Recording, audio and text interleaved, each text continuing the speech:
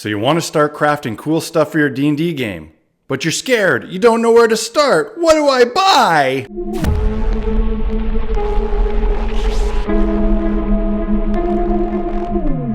So not too long ago, I decided I need to show you guys the most basic of projects, dungeon tiles. I thought this was a great gateway project for new crafters just getting into the hobby, who wanted a place to start before we moved on to more complicated projects. I think it worked. It worked really well based on the, now over 9,000 subscribers this channel has. Thank you. Apparently, there's a lot of you out there who are really new to this hobby and are just getting started in it. This is really apparent by the questions that I get over and over again. I thought that project was kind of as basic as I could go, but I did take some things for granted. A lot of people don't have the basic supplies or tools needed to start making even a simple project like that. This is the first episode in a new series where I go back to the absolute basics.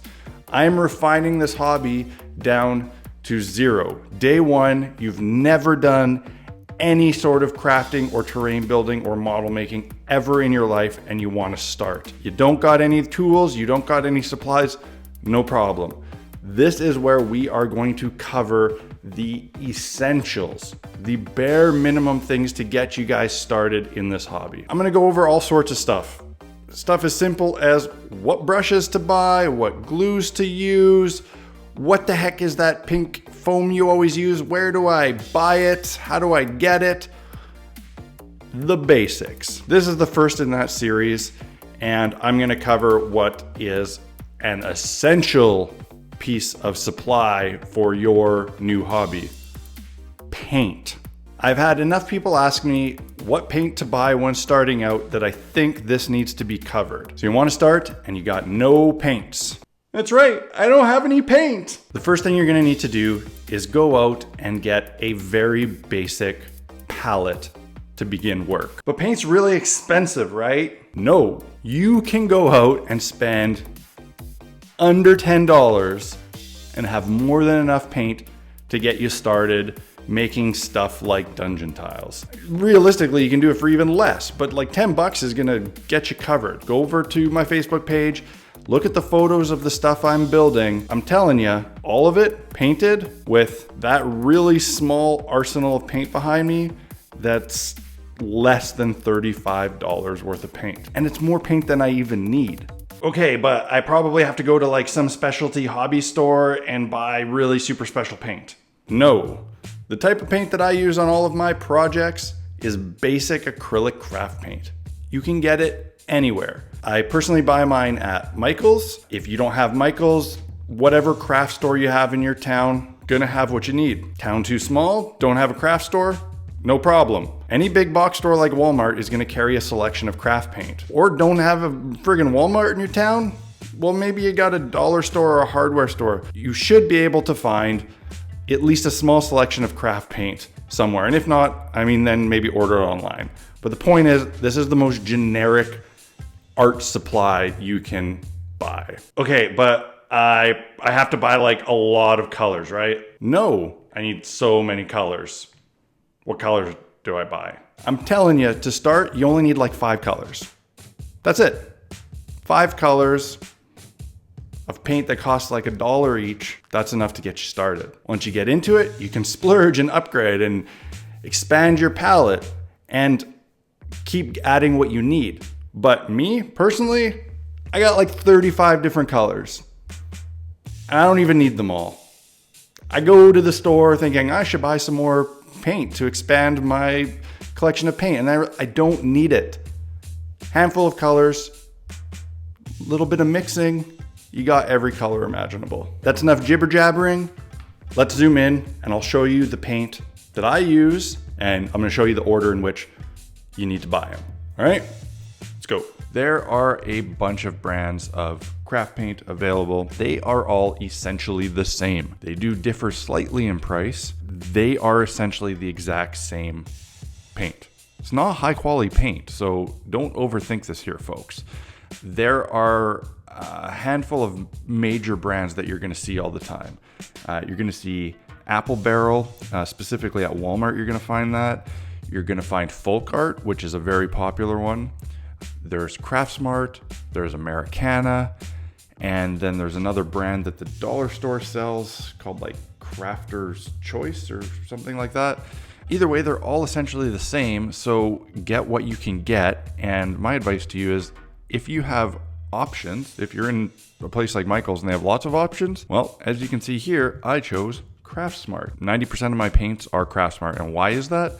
Because these are the ones that are like $1.20 for a bottle versus stuff like Folk Art, which I have some up here, which are closer to like $3 a bottle. So they're the cheapest ones. They're also the ones that often go on sale at Michael's because it's their in-house brand, I believe. Maybe I'm wrong about that, but I think that's their own brand, so they have sales on it all the time. So the point is, it doesn't matter what you buy. I kind of like buying mostly the same one, just feels good to have consistency, but really it doesn't matter. There are certain colors that are only available in specific lines. Like you might be looking for a certain shade of something and Craftsmart doesn't make it, but Folk Art or Americana does, which is why you might mix and match and buy other brands. Also for things like metallics, there's going to be a wider range from a company like Folk Art than Craftsmart.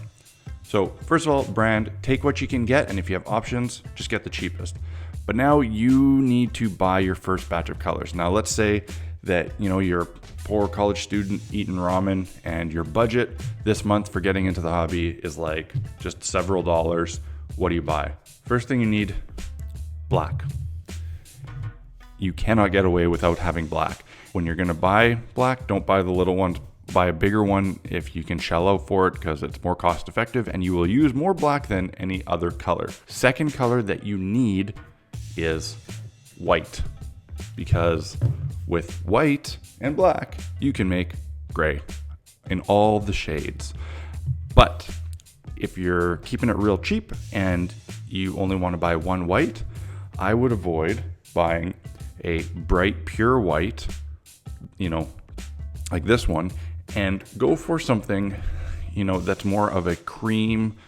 This one's vanilla, ivory, whatever. It's a little bit of an off-white because honestly, there's very little use for an extremely bright white in terrain building. A softer, more creamy white is going to look more natural, and it's going to be easier to mix more natural colors, especially when you're doing stuff like rocks or mud or that sort of thing. So get your black, get your off-white. Then, first batch, you need brown. Brown is super important when doing any sort of outdoor terrain work. If you're only buying one just to start, the thing to do is buy the darkest shade that you can find.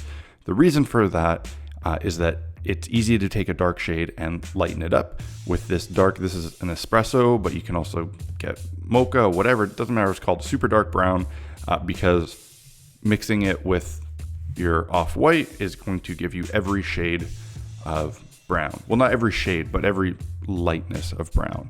You can mix a medium brown. It's a little bit harder to take a light color and darken it up because when you do that, it's very easy to suddenly just end up with black. The last thing that you absolutely require for your first purchase is a natural, we're gonna call it a earthy green. My favorite shade of green for 90% of terrain use is olive green by Craftsmart. And it's just a kind of like, you can call it an army green. It's not really that dark, but it's not that light. It's not bright. It's a kind of dark, grassy green. And with these four colors, you can essentially do just about any outdoor terrain. You can do dungeon tiles like I showed in my video with just the black and the white. This is enough to get you going. If you buy a smaller bottle just to start out, you're looking at under $5 to get started. You do not need that many. But if, you, after testing things out and you're enjoying it and you want to get more colors is going to make your life easier. It doesn't necessarily make your work better, but it's going to make your work easier to accomplish, and it's going to allow you to paint things more consistently, because if you're not constantly mixing your own colors, that means that it's easier to reference back and make a more similar paint job in 2 different sessions. So the fastest way you can speed up the process when doing stuff like dungeon tiles is getting some pre-mixed grays. This way you're not mixing black and white every time. I just buy dark gray and gray. Usually when I paint dungeon tiles in the most basic way, this is the process: black, dark gray, then light gray. Of course, you can just keep adding white to the black and bringing those shades up, but I always know that I use these 2 and it gives me nice continuity. So on your second batch, or if you want to get more things going on your first purchase, grab 2 shades of gray. Another very, very useful color is this tan. It's basically like a medium kind of gray beige, and this works really well for making things less two-toned black, white, gray, and giving them a more natural earthy feel. If you watch a lot of the project showcases that I've done, I've started using this a lot more than grays for brickwork and stonework because it is a little bit more natural looking, and you will find uses for it. Another kind of essential second purchase is something to use for a lighter shade on woodwork. When you're doing woodwork, you're going to be base coating it in a dark brown, and you want to do something with a dry brush that lightens it up to bring out the wood grain.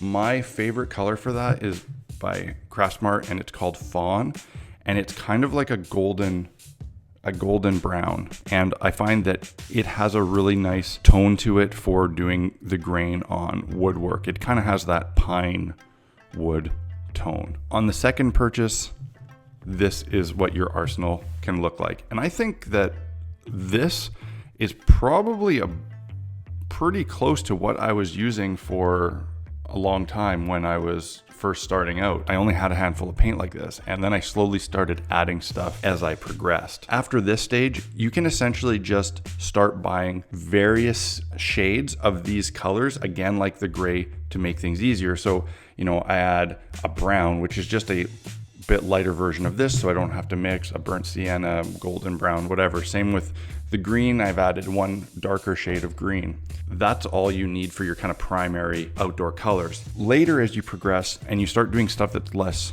let's say, organic, and you get into weird things like portals and runes and blood splatter and blah, blah, blah, whatever, you might want to start looking at some brighter primary colors, your red, blue, green, oranges, yellows, especially if you want to do stuff like fire.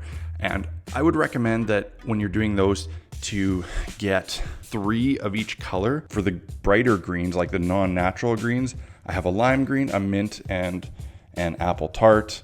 For blue, it's just a kind of ocean breeze, which is like a kind of aqua-y color, a turquoise, and just a regular navy blue. Purple, I got a purple and a lavender, a few shades of red, and that's enough for me. I mean, if you're doing mini painting, you might want a lot more shades and also better paint, but for terrain stuff, this is more than enough. The last thing you might want to invest in is some metallics. These are great for doing metal work on buildings and stuff, and I have a handful of metallics that I use. The most important one that I use almost all the time, and if you're just going to buy one, is gunmetal gray. It's just a kind of dark medium gray, and it is the quickest and easiest way to paint something to look like wrought iron. A silver is very useful, as is any kind of a copper or a bronze. I talked about these in more detail in the bronze statue video. That's basically all you need. Like I said, all the elaborate buildings and stuff that I've painted has been painted just with this handful of like 30 some colors. It doesn't require much more than that unless you just want to make things a little bit more convenient or experiment, but that's about it. Another thing to consider when you are purchasing your paint, and I don't know if this is the same with all of the brands, but with Craftsmart, they have the same colors in different finishes. You're going to find there might be a few other ones, but they for sure have This is espresso in 2 different finishes. One is a satin acrylic paint and one is just an acrylic paint. All that means is that it's the gloss level of the paint. You know, you have a gloss paint, semi-gloss, and below gloss is satin. So it's a soft gloss. The acrylic paint, when it just says that, that's just a flat. And there's the flat paint. It's even flatter than satin. That's the one I recommend looking for. The satin acrylic, while fairly flat, does have a slight shine to it. And when you're painting, you know, mud or something, or dirt, you might not want that. And the flat acrylic paint is going to be the one that's going to adhere the best on your next layers. Easier for the paint to bite to when you move up the stages. Keep an eye out for that. If you can just get the ones that just say acrylic paint and avoid any sort of gloss, that would be ideal. That is it, guys. That's enough to get you started. I mean, if you want to just spend $5, $10 to get started, or you want to go all out and spend like $30 on paint, that's all you need to know. All right, guys, I hope you found this video helpful, and I hope you're down with the idea of this new basics series. Don't worry, my veteran friends. We're gonna get back to some more complicated techniques and projects. I got you covered too. Didn't forget about you. If you like what I do on this channel and you wanna help the channel out, please consider supporting Blackmagic Craft on Patreon. The link is gonna pop up here somewhere, and the link is also in the description. It is the best way that you can help out this channel. All the funds go directly towards new tech and allows me more time to dedicate to bringing you guys awesome content. Until next time, cheers.